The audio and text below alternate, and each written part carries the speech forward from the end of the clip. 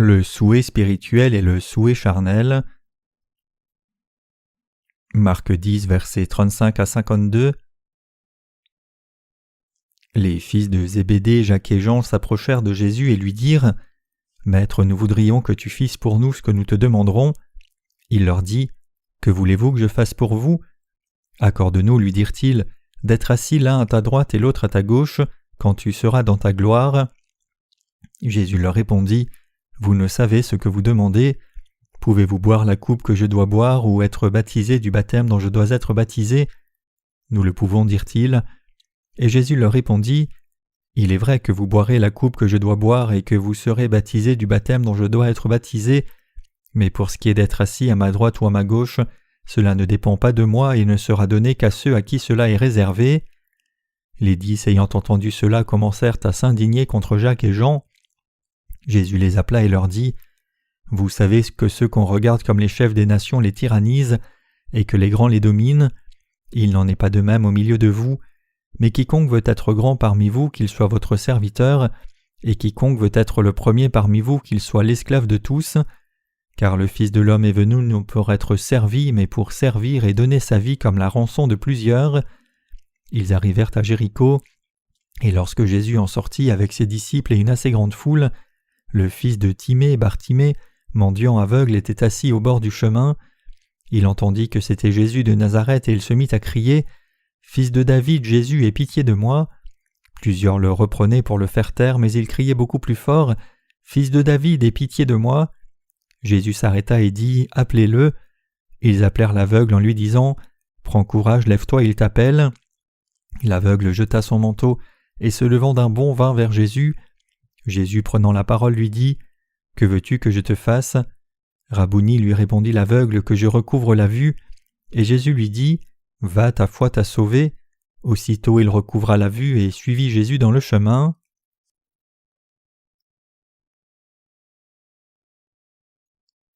Un souhait charnel des disciples. Dans le passage des Écritures d'aujourd'hui, nous trouvons deux sortes de souhaits que nous pouvons arborer devant la présence du Seigneur. Le premier est le souhait de Jean et Jacques, les fils de Zébédée. Ils ont demandé au Seigneur que l'un soit assis à la droite du Seigneur et l'autre assis à la gauche quand le royaume du Seigneur viendra. Chacun voulait prendre l'une des hautes positions et s'asseoir aux côtés du Seigneur quand il prendrait le pouvoir dans ce monde et deviendrait le roi. C'est une notion si puérile d'un point de vue spirituel, parce que c'est si loin de la volonté de Jésus, mais dans une perspective humaine, ils pouvaient penser comme cela en tant que gens d'Israël, qui était une nation assujettie à l'Empire romain à cette époque. Comme vous le savez, les disciples de Jésus avaient témoigné de la puissance de Jésus, et aussi que le royaume du Seigneur allait se manifester bientôt dans ce monde. Ils avaient vu le Seigneur guérir tant de gens qui mouraient de maladies. Le désir d'avoir le pouvoir dans le royaume du Seigneur pouvait être une chose naturelle puisque les disciples avaient vu de tels miracles du Seigneur auparavant. Mais Jésus parla à ses disciples qui avaient une telle pensée outrageante et charnelle. « Vous ne savez ce que vous demandez ?» La conversation entre Jésus et ses disciples se déroula comme suit. « Vous ne savez ce que vous demandez. Pouvez-vous boire la coupe que je dois boire ou être baptisé du baptême dont je dois être baptisé ?» Nous le pouvons, dirent-ils. Et Jésus leur répondit, « Il est vrai que vous boirez la coupe que je dois boire et que vous serez baptisés du baptême dont je dois être baptisé, mais pour ce qui est d'être assis à ma droite ou à ma gauche, cela ne dépend pas de moi et ne sera donné qu'à ceux à qui cela est réservé. » Marc 10, versets 38 à 40. Notre Seigneur est venu dans ce monde pour sauver l'humanité entière du péché, mais à un certain niveau les disciples ont suivi le Seigneur pour recevoir le pouvoir dans ce monde bien qu'ils aient aussi cru au Seigneur spirituellement. Mais le Seigneur demanda à ses disciples « Pouvez-vous recevoir le baptême que je reçois ?» En d'autres termes, le Seigneur leur demanda s'ils pouvaient se donner eux-mêmes comme martyrs pour sauver tous les gens de ce monde du péché.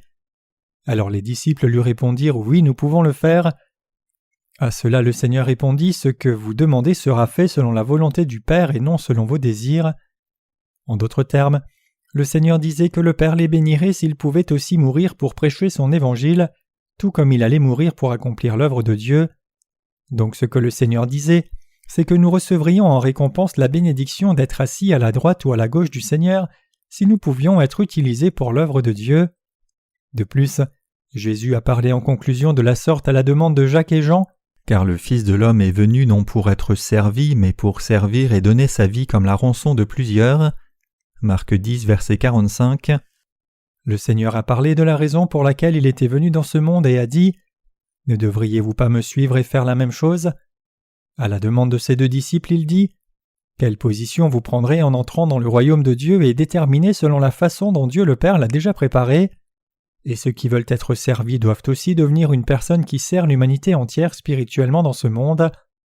Et si certains parmi vous sont comme cela, alors vous devez devenir un serviteur de tous les gens. » Le reste des disciples avait probablement encore beaucoup de mécontentement envers Jacques et Jean qui avaient fait une telle demande au Seigneur. À ce moment-là, les gens s'intéressaient beaucoup à ce que le Seigneur prenne le dessus et devienne la puissance royale dans ce monde. Cela se comprend, puisque le Seigneur avait fait tant de miracles, comme le miracle des 5 pains et 2 poissons dans ce pays d'Israël qui était si pauvre et n'avait pas un vrai roi. Ainsi beaucoup de gens voulaient servir Jésus en tant que roi, et les disciples qui suivaient Jésus avaient aussi les mêmes pensées. Les disciples de Jésus croyaient aussi qu'il allait devenir le roi dans ce monde un jour. Les disciples de Jésus réfléchissaient et avaient tiré la conclusion que Jésus pouvait définitivement devenir roi dans ce monde. Ils ont pensé que ce ne serait même pas si difficile pour le Seigneur de devenir roi d'Israël, puisque tant de gens en Israël le suivaient et non seulement eux. Pensez-y un moment. Qui pourrait être le plus populaire et plus puissant que Jésus quand il a fait le miracle de nourrir 5000 personnes avec un simple déjeuner en le bénissant une fois? Jésus était le personnage le plus populaire et célèbre en Israël. Donc toutes sortes de gens, y compris les malades, les affamés, et ceux qui cherchaient le pouvoir se sont assemblés autour du Seigneur. Donc nous pouvons voir que non seulement ceux qui croyaient et voulaient servir l'évangile de l'eau et l'esprit, mais aussi ceux qui cherchaient leur propre envie suivaient le Seigneur à cette époque. Dans ce scénario des disciples de Jésus, particulièrement Jacques et Jean voulaient recevoir un tel pouvoir à travers la célébrité du Seigneur. Donc ils suivaient le Seigneur et aidaient à son œuvre. C'est une chose triste, mais il y a aussi beaucoup de gens comme Jacques et Jean ici dans l'Église aujourd'hui. Il y a des gens qui suivent la justice du Seigneur pour devenir prospères dans la chair et aussi pour vivre bien dans la sécurité. Vous n'êtes pas différents de Jacques et Jean si vous voulez juste devenir prospères dans la chair après avoir cru dans la justice du Seigneur. Chers croyants, vous devez avoir cette foi pure et ce cœur loyal envers la justice du Seigneur. Ce n'est pas la foi correcte de servir le Seigneur avec la présomption que vous deviendrez riche dans la chair si vous croyez et servez la justice de Jésus. Si tel est le cas, alors vous êtes quelqu'un qui commet le péché de servir une idole et d'utiliser le Seigneur pour accomplir vos propres désirs charnels. Jésus est venu dans ce monde pour s'abandonner afin de nous sauver de tous nos péchés.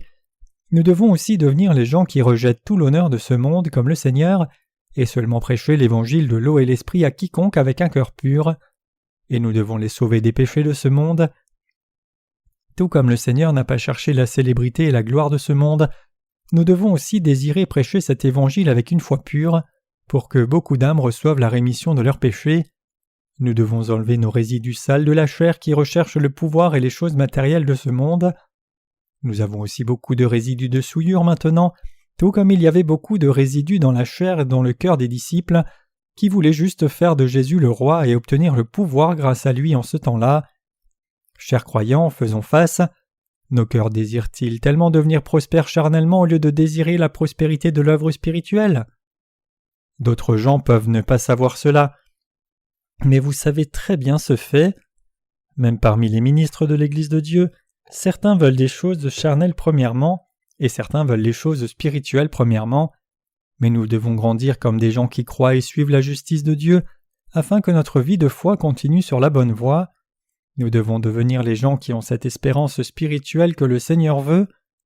Nous avons 2 pensées, la pensée spirituelle et la pensée charnelle, donc nous devons avoir d'abord la pensée spirituelle. Nous sommes comme les 2 disciples de Jésus mentionnés ici, si nos cœurs ne deviennent pas d'abord spirituels. Quelqu'un qui a un souhait spirituel. Dans l'évangile de Marc 10, verset 46, il apparaît quelqu'un qui a un souhait bien différent que le souhait des 2 disciples. Il est écrit « Ils arrivèrent à Jéricho, et lorsque Jésus en sortit avec ses disciples et une assez grande foule, le fils de Timée, Bartimée, mendiant aveugle, était assis au bord du chemin. » Qu'est-ce que l'aveugle Bartimée voulait du Seigneur? Il voulait vraiment que sa vue soit rétablie. Il voulait que ses yeux soient ouverts pour qu'il puisse voir Jésus et aussi le monde magnifique que Dieu a créé. Cela peut sembler étrange, mais les mendiants sont vraiment très à l'aise au moins dans leur cœur. Les mendiants n'ont pas à s'inquiéter d'être volés ou de tout perdre dans un désastre parce qu'ils n'ont rien. Je veux partager cette histoire avec vous.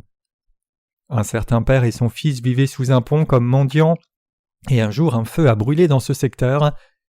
Les gens qui ont souffert de ce feu criaient et pleuraient dans un grand tumulte, mais le père indigent dit à son fils « Fils, tu es béni d'avoir un si bon père. Nous n'avons rien qui puisse brûler et nous n'avons pas à nous inquiéter de perdre de la richesse parce que tu as un si bon père. Nous n'avons rien à perdre, même si un voleur vient. » Il pleure et crie, mais tu n'as pas à pleurer parce que tu as un bon père. Je ne sais pas ce que son fils a pensé en entendant ces paroles de son père, mais quoi qu'il en soit, cette histoire nous montre le cœur à l'aise des mendiants qui n'ont rien à perdre ni à gagner. Quelqu'un qui ne possède rien n'a pas d'inquiétude ni d'anxiété, c'est parce qu'il ne désire rien de plus que 3 repas par jour. Ce Bartimée, un mendiant dont le cœur était au moins à l'aise même s'il était aveugle, voulait que le Seigneur ouvre ses yeux. D'un point de vue charnel, cela peut sembler être la même chose que les souhaits des disciples. Cependant, le Seigneur nous donne un message très important à travers cet événement, et c'est que le souhait des gens qui sont nés de nouveau en croyant dans l'évangile de l'eau et de l'esprit ne consiste pas dans les richesses et la gloire de ce monde. Ils veulent ouvrir les yeux de ceux qui sont aveugles spirituellement. Ils se soucient vraiment de « comment puis-je faire que les aveugles voient ?» En d'autres termes, ceux qui croient dans la justice de Dieu doivent avoir une foi qui dit « Comment puis-je prêcher l'évangile de l'eau et de l'esprit aux gens qui n'ont pas encore été purifiés de leurs péchés pour qu'ils puissent recevoir la purification des péchés et entrer dans le royaume des cieux ?» Comprenez-vous? Nous avons un souhait charnel et un souhait spirituel, mais nous devons au moins penser « Comment puis-je faire que les aveugles voient ?» Cela devrait être la base de nos cœurs. Nous sommes malades spirituellement. Si nous n'avons pas un tel cœur, nous allons dégénérer en inutiles si nous avons perdu notre position et notre but en tant que justes, qui avons cru dans l'évangile de l'eau et de l'esprit. Notre Seigneur a ouvert les yeux des aveugles et a dit « Ta foi t'a sauvé ». De même, nous devons faire l'œuvre qui ouvre les yeux des gens comme l'aveugle Bartimée. Si nous sommes nés de nouveau par l'évangile de l'eau et de l'esprit, nous devons faire cela spirituellement.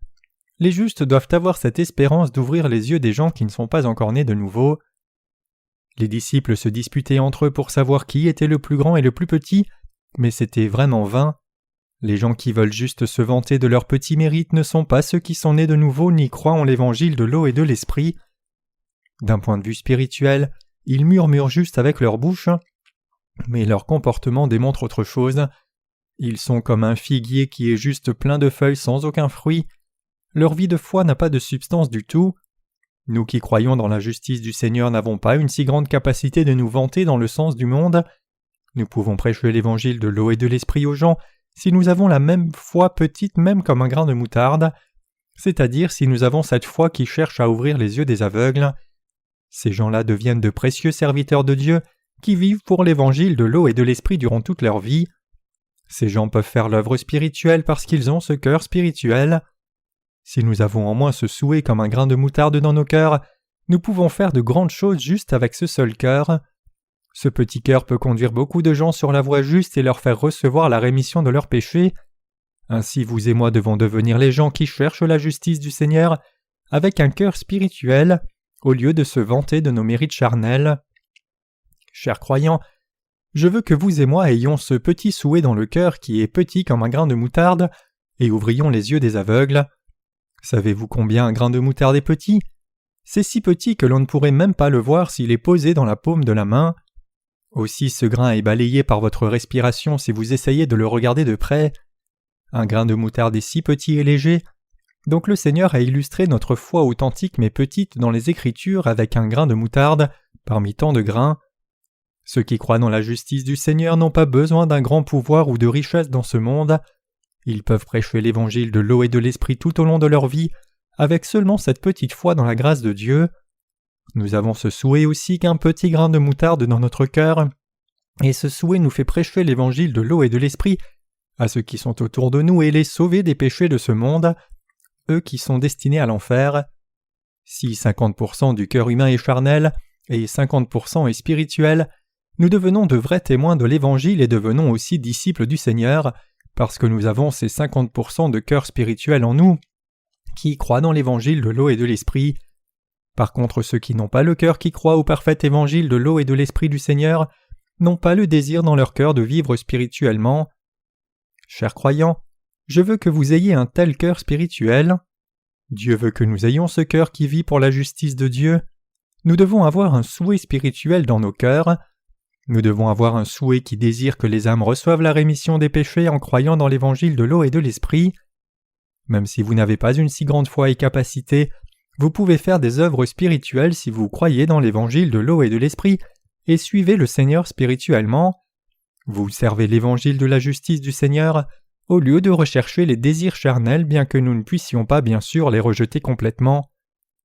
Nous pouvons poursuivre les choses spirituelles en ayant juste un peu de souhait spirituel. Et à la fin, ces 50% de spiritualité dans nos cœurs mangera les autres 50% de charnel. Quand un grain de moutarde est planté, la vie commence à partir de ce petit grain. D'abord cela grandit faiblement et petit comme une plante éphémère, mais cela grandit ensuite pour devenir un grand arbre avec le temps qui passe, et cela devient un endroit béni où toutes sortes d'oiseaux des airs peuvent se reposer, et les gens peuvent se reposer à son ombre.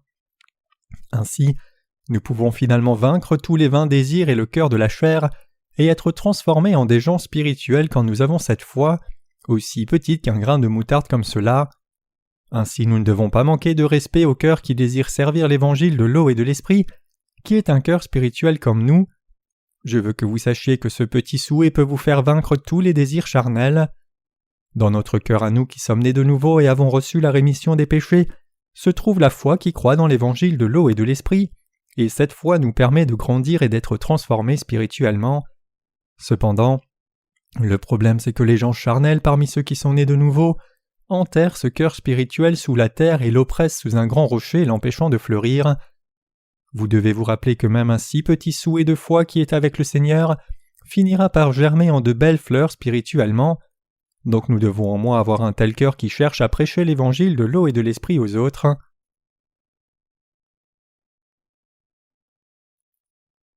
Quel est le but d'une personne juste vivant dans ce monde ? Une personne juste vit-elle pour rechercher la richesse matérielle et le pouvoir de ce monde et jouir des richesses et la gloire ? Cela ne devrait pas arriver. Une telle envie n'amène que la calamité à un croyant. Je vous raconterai une histoire des Écritures pour vous aider à bien comprendre cette leçon. Notre Seigneur a fait tomber la ville de Jéricho à travers Josué. Josué a dit aux gens de faire le tour de Jéricho une fois par jour pendant 6 jours, et 7 fois le 7e jour selon la volonté de Dieu. Les murs de Jéricho ont commencé à s'écrouler de l'intérieur quand les gens ont crié, et que les sacrificateurs ont soufflé dans les cornes après avoir fait le tour de la ville 7 fois. Après que la ville ait été prise, ils ont sauvé premièrement la famille de Rahab la prostituée, et Josué a dit « Maudit soit devant l'Éternel l'homme qui se lèvera pour rebâtir cette ville de Jéricho. Il en jettera les fondements au prix de son premier-né, et il en posera les portes au prix de son plus jeune fils. » Josué 6, verset 26. Cela signifie que lorsque quelqu'un qui a reçu le salut par le Seigneur vit pour le monde que Dieu a personnellement détruit, Dieu le détruira finalement. Cela ne finit pas en parole, mais cela arrive vraiment. Effectivement, quand le roi Akab a régné sur Israël, cette parole s'est effectivement accomplie. De son temps, Hiel de Béthel bâtit Jéricho, il en jeta les fondements au prix d'Abiram son premier-né, et il en posa les portes au prix de Ségub son plus jeune fils, selon la parole que l'Éternel avait dite par Josué, fils de Nun. 1 Roi 16, verset 34. Pensez à cela. N'avons-nous pas fait tant d'erreurs en vivant dans ce monde, même si nous avons pensé si souvent ne pas faire d'erreurs ? Nous n'agissons pas seulement immédiatement comme nous le sentons, mais nous mettons des choses en action après y avoir réfléchi attentivement et décidé ce qui est bon. C'est parce que nous, nés de nouveau, ne pouvons recevoir la bénédiction parfaite du Seigneur si nous bâtissons le fondement de la maison sur ce monde et suivons les choses matérielles et le pouvoir de ce monde. Et c'est parce que nous sommes alors détruits spirituellement. Cela ne ferait rien même si nous vivions comme cela, si tout pouvait devenir prospère en suivant le monde. Cependant, une personne qui croit dans l'Évangile de l'eau et de l'Esprit deviendra finalement inutile dans ce monde si elle ne vit pas au moins pour l'Évangile. C'est pour cela que le Seigneur dit « Vous êtes le sel de la terre, mais si le sel perd sa saveur, avec quoi la lui rendra-t-on ? Il ne sert plus qu'à être jeté dehors et foulé aux pieds par les hommes. Matthieu 5, verset 13. C'est la vérité que le Seigneur a dite à ceux qui sont nés de nouveau.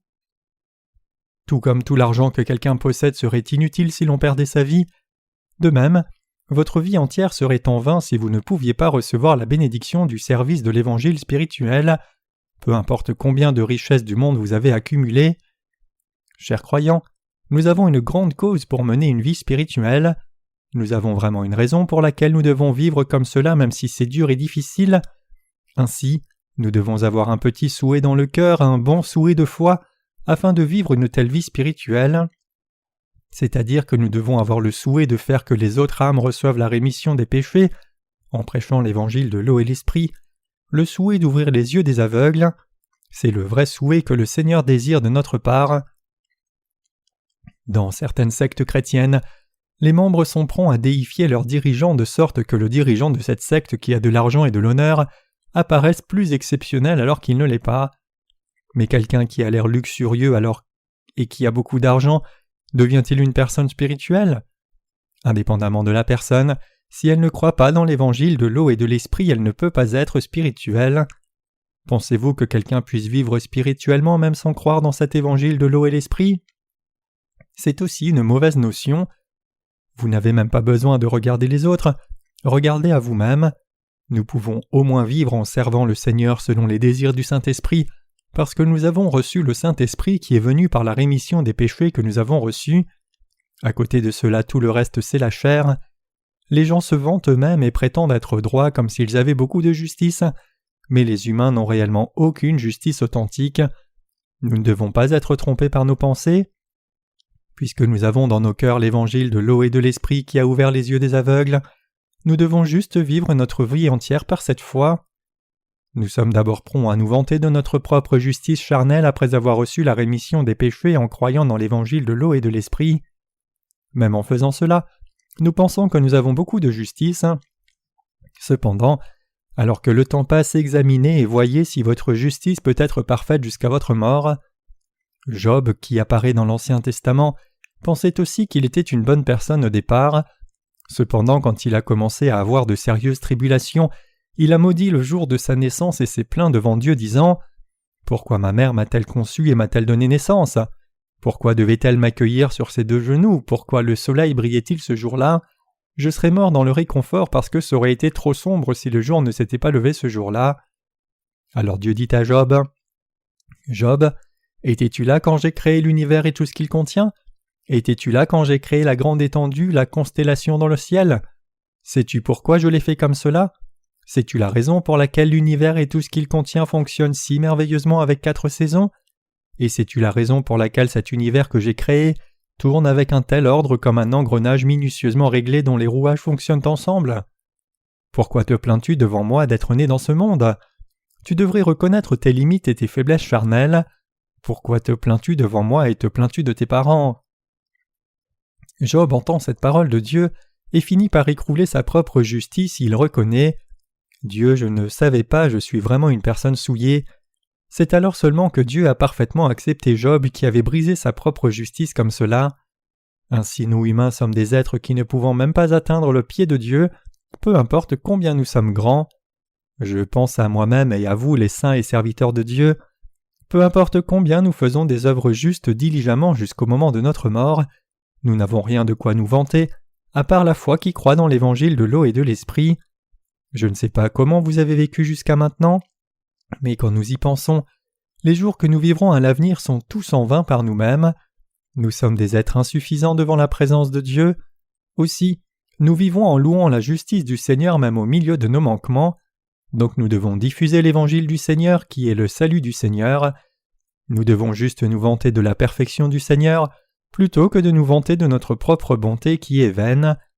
Nous pouvons croire dans l'évangile parfait du Seigneur et nous vanter et le prêcher parce que nous avons réellement des manques. Une personne qui pense qu'elle est grande dans ses propres pensées ne peut pas prêcher l'évangile de l'eau et de l'esprit. Nous avons la foi que les gens peuvent recevoir le salut parce qu'ils sont aussi faibles tout comme nous avons reçu le salut après avoir connu nos limites. Nous pouvons ainsi prêcher l'évangile de l'eau et de l'esprit.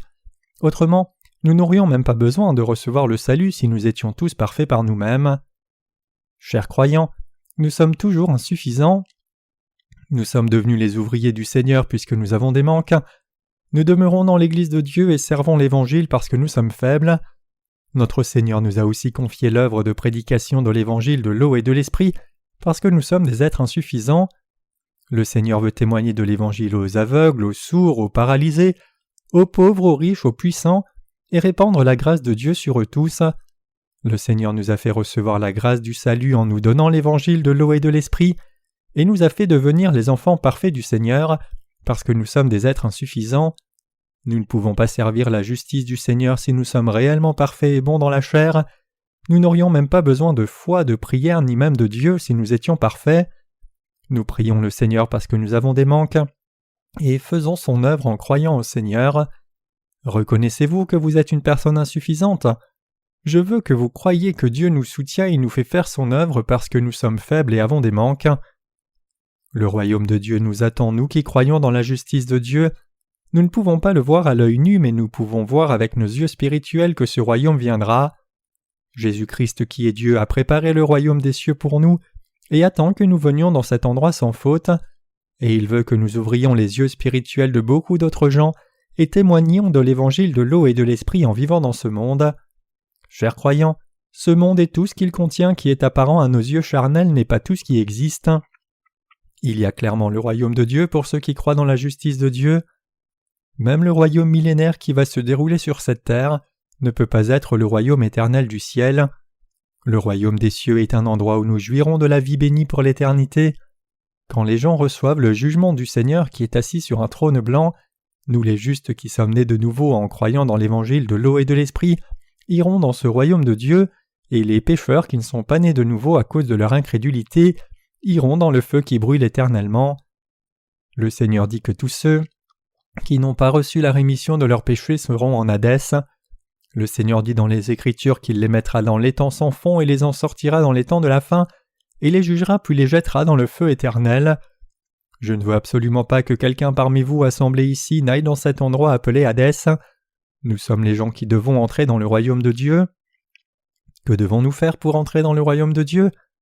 Nous devons aussi bâtir le royaume de Dieu en vivant dans ce monde, tout comme notre Seigneur est venu dans ce monde et a bâti le royaume de Dieu.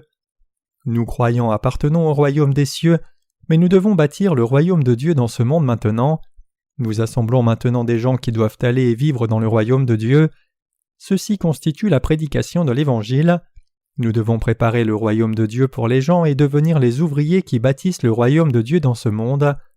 Tous les saints doivent être fidèles à l'œuvre qui leur a été confiée. C'est l'œuvre que Dieu nous a confiée à nous les croyants. Vous et moi avons le royaume de Dieu. Ce monde n'est pas tout ce qui existe. Je rends grâce à Dieu qui a fait de nous les faibles des ouvriers du royaume de Dieu. Je rends grâce au Seigneur qui nous donne ce désir spirituel d'ouvrir les yeux spirituels des aveugles, même si notre foi est aussi petite qu'un grain de moutarde. Je veux que vous vous attachiez à ce souhait et accomplissiez ce souhait spirituel avec grâce et deveniez les saints et serviteurs de Dieu qui accomplissent fidèlement la volonté de Dieu dans sa présence.